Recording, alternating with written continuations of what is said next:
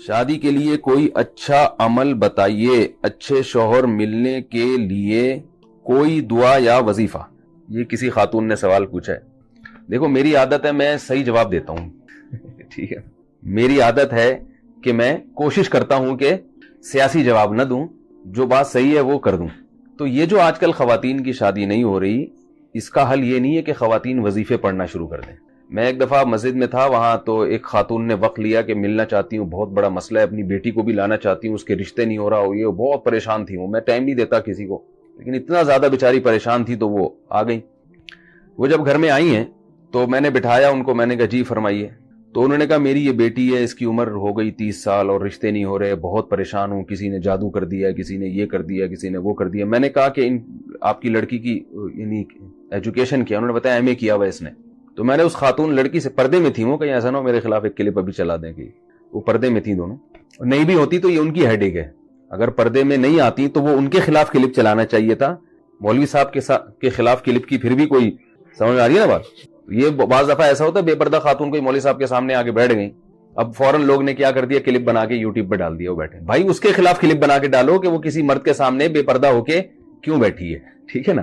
مرد کو پردہ کرنے کا حکم نہیں ہے، پردہ عورت کا حکم ہے۔ تو وہ میں نے ان سے، ان کی جو بچی تھی نا، میں نے ان سے کہا آپ نے ایم اے کیا ہوا ہے، ماشاءاللہ آپ پڑھی لکھی ہیں۔ تو میں نے ان کو ایک مثال دی، میں نے کہا مجھے ایک بات بتائیں کہ ایک آدمی میرے پاس آتا ہے اور مجھ سے کہتا ہے یہ دروازہ بند کر دینا، یہیں سے میری اسپیکر میں آواز ریپیٹ ہو کے آ رہی ہے تو وہ تھوڑی سی کنفیوز ہو رہا ہوں۔ تو میں نے ان سے کہا کہ بھائی دیکھیں کہ میرے پاس 50 روٹیاں ہیں اور بندے ہیں 75 یا 100 آدمی ہیں، مجھے کہا جا رہا ہے، بلکہ 100 خواتین ہیں، فرض کر لیں، مجھے کہا جا رہا ہے کہ یہ 50 روٹیاں 100 خواتین میں تقسیم کریں اور اس طرح تقسیم ہو کہ ہر خاتون کے حصے میں ایک ایک روٹی آئے۔ بات آ رہی ہے سمجھ میں؟ ہر خاتون کے حصے میں ایک ایک روٹی آئے، کیونکہ ایک روٹی سے کم میں پیٹ نہیں بھرے گا۔ تو میں کر سکتا ہوں، میں یا تو اب میرے پاس 2 آپشن ہے، یا تو میں 50 روٹیاں 50 خواتین کو دے دوں اور باقی 50 کو کہوں آپ بھوکے رہو، یا یہ ہے کہ وہ آدھی آدھی توڑ کے، کیا خیال ہے بھائی، ایک روٹی میں 2 خواتین، بول لینا کوئی گورنمنٹ کی طرف سے پابندی نہیں ہے، ایک روٹی میں 2 خواتین شریک ہو جائیں۔ اب کیا ہے کہ میں جو اصل حل ہے وہ تو نہیں بتا رہا لوگوں کو کہ بھائی یہ ایک روٹی میں 2 خواتین شریک ہو جائیں، یہ نہیں بتا رہا میں، بلکہ میں کہہ رہا ہوں یار روٹیاں 50 ہیں اور میں جب بھی تقسیم کرتا ہوں 50 بیچاری بیٹھی ہوئی ہے، ان کو ملی نہیں رہی روٹی، تو اب میں ان کو وظیفہ بتاؤں کہ آپ ایسا کریں، سورہ مزمل 18 دفعہ پڑھیں، آپ سورہ ملک 15 دفعہ پڑھیں، آپ جو ہے تہجد میں ربنا حب لنا من ازواجنا وذریاتنا قرۃ اعین واجعلنا للمتقین اماما، یہ والی دعا 345 دفعہ پڑھیں، اور چغتائی صاحب کا رسالہ پڑھا کریں افخری، ٹھیک ہے نا، اس میں اور وظیفے ہیں۔ تو یہ کوئی کامن سینس کی بات ہوگی؟ بھائی ہے ہی نہیں، جب ہے ہی نہیں تو کہاں سے وہ ڈیوائیڈ ہو جائے گا؟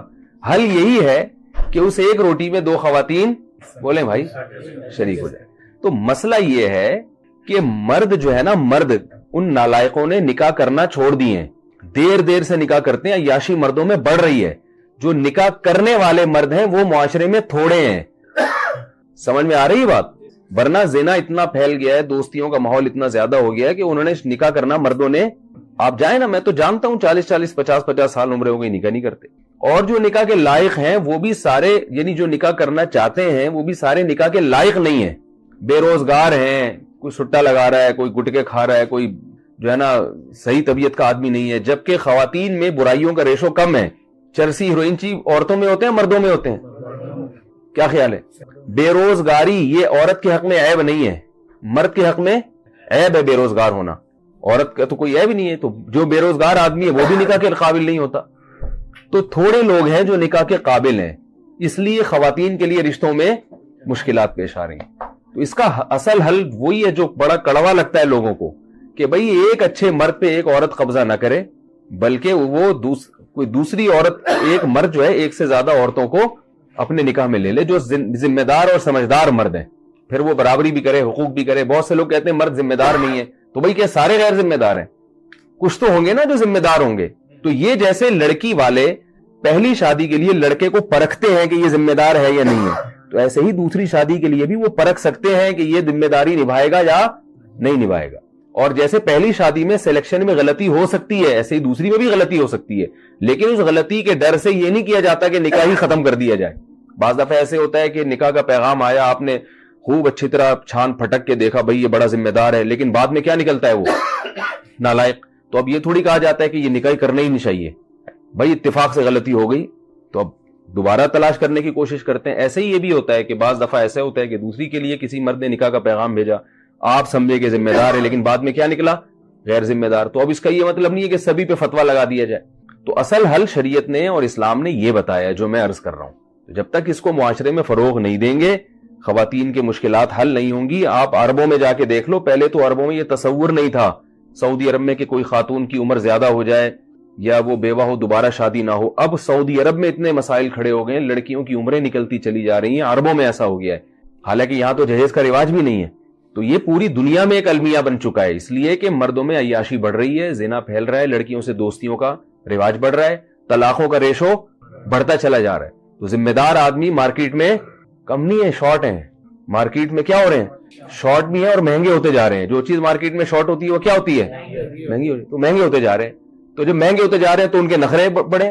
کوئی اچھا لڑکا آپ کے خاندان میں ہو تو وہ جب لڑکی نکاح کا, لڑکی کے ابا اس سے بات کریں تو وہ اتنی پنچایتیں کرتا ہے نا, مجھے لڑکی ایسی چاہیے, اگر وہ قوم بھی وہی ہو اور شکل و صورت بھی ایسی ہو اور بہت زیادہ وہ ذرا سا کھاتا پیتا لڑکا ہو نا, اگر تعلیم اچھی ہے تو اس کے نخرے دیکھیں آپ. پھر وہ کرتا ہی نہیں. تھوڑی سی بھی ٹیڑھی میڑھی لڑکی ہوگی, تھوڑا سا رنگ دبا ہوا ہوگا, ذرا سا وزن زیادہ بڑا ہوا ہے, ایک اسٹینڈرڈ بنایا ہوا ہے بھی اتنے کلو وزن ہونا چاہیے.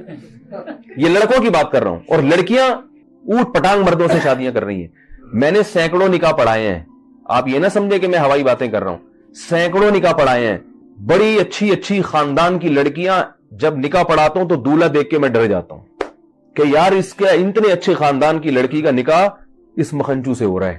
اس شکل سے لگ رہا ہوتا ہے لڑکا کہ یار یہ, لیکن لڑکی والے کیا ہوتے ہیں, مجبور ہوتے. کم عمر لڑکیوں کی شادیاں بڑی بڑی عمر کے لڑکوں سے ہو رہی ہیں. پڑھی لکھی لڑکیوں کی شادیاں بالکل جاہل لڑکوں سے ہو رہی ہیں. ڈاکٹر لڑکی کا نکاح میں نے پڑھا ہے میٹرک پاس سے, کیونکہ لڑکی والے مجبور تھے, یار لڑکی کی عمر نکلی جا رہی ہے, کیا کریں, رشتہ ہی نہیں مل رہا, رشتہ ہی وظیفے پڑھ لیے. تو پھر ایک رشتہ آیا میٹرک والے کا, تو مجھ سے مشورہ نہیں لگے. میں نے کہا بھائی گھر بٹھا لو, مگر کوئی جوڑ نہیں بنتا ہے. میٹرک بھی شاید زیادہ کہہ دیا, 8ویں پاس تھا, وہ پاس بھی پتہ نہیں کیسے ہوا. آپ کو پتہ ہے پاکستان میں پاس ہونے کے لیے کوئی, تو مجبوراً کیا انہوں نے. کیا ہوا, تھوڑے دنوں میں طلاق ہو گئی. طلاق کیوں ہوئی ہے کہ وہ لڑکی کے پیسے پہ نظر تھی کہ ڈاکٹر ہے تو ہمارا بچہ تو کچھ کر نہیں سکا, تو بہو کما کے کھلائے گی, ڈاکٹر ہے. تو ظاہر ہے یہ بے جوڑ کی شادی ہوئی نا, بے جوڑ کا نکاح ہوا. تو وہ جب نہیں کھلا رہی ہے, وہ اس کو عورت کو یہ احساس ہوتا ہے میں کیوں کھلاؤں بھائی, یہ کیا ہے پورے. پھر ایسے ایسے نالائق خاندان ہیں کہ لڑکی شوہر کو پال رہی ہے. یہ سب میرے مشاہدے کی باتیں کر رہا ہوں میں, ہوائی اخباری رپورٹیں نہیں پیش کر رہا, مشاہدے کی باتیں کر رہا ہوں کہ لڑکی اپنے شوہر کو بھی کھلا رہی ہے اور بالآخر پھر دیور کو بھی کھلا رہی ہے, ساس سسر کو بھی کما کما کے کھلا رہی ہے. ایسے ایسے آپ دیکھیں یہ کلچر ہمارا بنتا چلا جا رہا ہے. تو اس لیے جو گراؤنڈ ریئلٹی ہے نا, اس سے آپ آنکھیں بند کریں گے تو آپ, جیسے وہ کبوتر جو ہے نا بلی کو دیکھ کے آنکھیں بند کر لیتا ہے, وہ یہ سمجھتا ہے کہ جیسے مجھے بلی نظر نہیں آ رہی, اب بلی کو بھی میں نظر نہیں آ رہا ہوں گا. تو یہ کبوتر کی بھول ہے بھائی, آپ کی آنکھیں بند کرنے سے دنیا اندھیری نہیں ہو جاتی, باقی سب ویسے ہی ہوتا ہے جیسا ہو رہا ہے. پھر بھی بہرحال دعا کرنا چاہیں کوئی رشتے کے لیے تو ربنا ھب لنا من ازواجنا وذریاتنا قرۃ اعین واجعلنا للمتقین اماما. یہ دعا تینوں مقاصد کے لیے استعمال ہو سکتی ہے. کوئی لڑکا اس کی شادی نہیں ہو رہی, وہ بھی یہ دعا پڑھ سکتا ہے. کوئی لڑکی اس کی شادی نہیں ہو رہی, اس کے والدین یا وہ لڑکی بھی یہ دعا پڑھ سکتی ہے. ہر نماز کے بعد پڑھ لیں یا چلتے پھرتے پڑھ لیں. اور جس کی ہو گئی, جس بندے کی ہو گئی مگر اس کو احساس ہوا کہ نہیں ہونی چاہیے تھی, ٹھیک ہے نا, یعنی ایسی بیوی ملی بد اخلاق, تو وہ بھی یہ پڑھ سکتا ہے کہ اللہ میری آنکھوں کی ٹھنڈک بنا دے اس کو. اور جس خاتون کی شادی ہو گئی وہ شوہر نالائق نکلا تو وہ بھی یہ دعا پڑھ سکتی ہے شوہر کو لائق بنانے کے لیے. پھر نکاح ہو گیا, اولاد نہیں ہو رہی, اس کے لیے بھی یہ دعا ہے. اور اولاد ہو گئی مگر نالائق اولاد ہے تو اس کے لیے بھی یہ دعا ہے. بڑی زبردست دعا ہے, یہ یاد کر لیں. سورہ فرقان کے آخری رکوع میں ہے ربنا, ابھی نہ دہرائیں, میں صرف ترجمہ بتاتا ہوں. ربنا ھب لنا من ازواجنا, اے اللہ ہمیں ہمارے ازواج کی طرف سے. ازواج کا جو لفظ ہے یہ بیوی کے لیے بھی استعمال ہوتا ہے اور شوہر کے لیے بھی استعمال ہوتا ہے. یعنی عورت ازواج کہے گی تو شوہر کے لیے استعمال ہوگا, اور شوہر کہے گی یہ دعا مانگے گا تو کس کے لیے. تو اے اللہ تو ہمیں ہماری ازواج کی طرف سے قرۃ اعین, آنکھوں کی ٹھنڈک عطا فرما, اور ذریت یعنی اولاد کی طرف سے بھی. تو آنکھوں کی ٹھنڈک جب ہی ہوگی نا جب بیوی ہوگی, تو یہ کنواروں کے لیے بھی ہے. اور شوہر آنکھوں کی ٹھنڈک جب بنے گا جب عورت کا شوہر ہوگا, تو یہ یعنی شوہر کی ملنے کے لیے بھی اچھی دعا ہے. اور پھر شوہر نالائق ہے تو اس کو آنکھوں کی ٹھنڈک اللہ بنا دے، اس کے لیے بھی ہے. پھر اس میں ضروریات نیک یعنی اولاد کے لیے بھی ہے کہ اولاد کو بھی آنکھوں کی ٹھنڈک بنا. تو اولاد ہوگی تو آنکھوں کی ٹھنڈک بنے گی نا. تو اولاد ہونے کی بھی دعا ہے، اور اولاد اگر بگڑی ہوئی ہے جو آنکھوں کی ٹھنڈک نہیں ہے، آنکھوں میں اسے دیکھ کے مرچیں لگنا شروع ہو جاتی ہیں، ٹھیک ہے نا، ایسا نالائق اولاد ہے، تو اس کے لیے بھی ہے یہ دعا. تو اس لیے یہ سورہ فرقان کی دعا ہے، آخری رکوع میں ہے، ربنا ھب لنا من ازواجنا وذرياتنا قرۃ اعین واجعلنا للمتقین اماما. اور اس میں کیا ہے، اے اللہ ہمیں متقین کا امام بنا دے. اس کا کیا مطلب، ہمارے ماتحت جتنے ہوں سب نیک پرہیزگار ہوں، کیونکہ ہر ایک کے ماتحت کوئی نہ کوئی ہوتا ہے. تو ماں باپ کے ماتحت کیا ہوتی ہے، اولاد ہوتی ہے. تو اللہ ہمیں پرہیزگاروں کا امام بنا، یعنی ہماری اولاد کو کیا بنا دے، نیک بنا دے. شوہر کہہ رہے میری زوجہ کو کیا بنا دے، نیک بنا دے.